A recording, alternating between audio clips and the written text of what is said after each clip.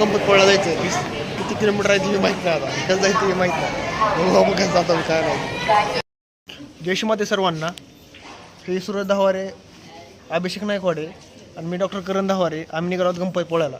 चला मग आज बघू आपण गंपतपुळ्यापर्यंत जायचं आपलं सबर. जयश्रीमाताची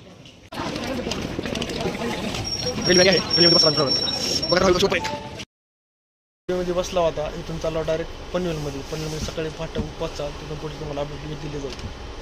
जयश्रीमाता आ चुकी है. May I have your attention please? Train जयश्रीमाताची Panvel स्टेशनला आम्ही तिकडे पोचलेलो आहोत. तरी तिथून पुढे आता बरोबर 9:45ला गाडी लागेल. तिथून पुढे पुन्हा रत्नागिरी म्हणून पुढचा ब्लॉग दिसेल तुम्हाला. जयश्रीमाताची ठीक आहे बघा. रत्नागिरी रेल्वे स्टेशन वरून दोघं असे वरी बसले तर माणसं खाली.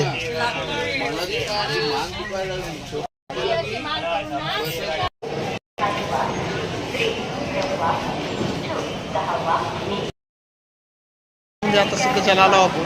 इथून गंपतपुळ्याला जायचं किती किलोमीटर आहे तुम्ही माहीत नाही आता कसं जायचं हे माहीत नाही मग कसं जातो काय नाही.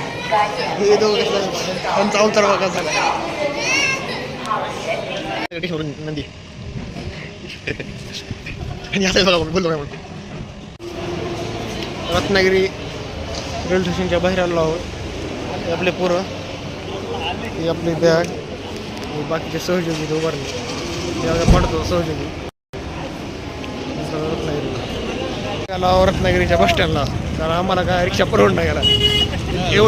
एवढे माणसं आहेत. ही माणूस आमचा मेन आहे आणि ही माणूस मी मेन आहे आमचा. ही माणूस इकडे बाकीचे माणसं मागून झाले असे. ही माणसं पुढे आहेत. निर्मलधाम नगरी गणपतीपुळे.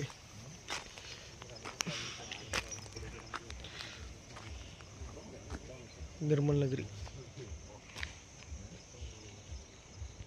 जयश्रीमाताजी फायनली आम्ही निर्मलधाममध्ये आलेलो आहोत. तर ह्या ठिकाणी आपला ब्लॉग संपला आहे.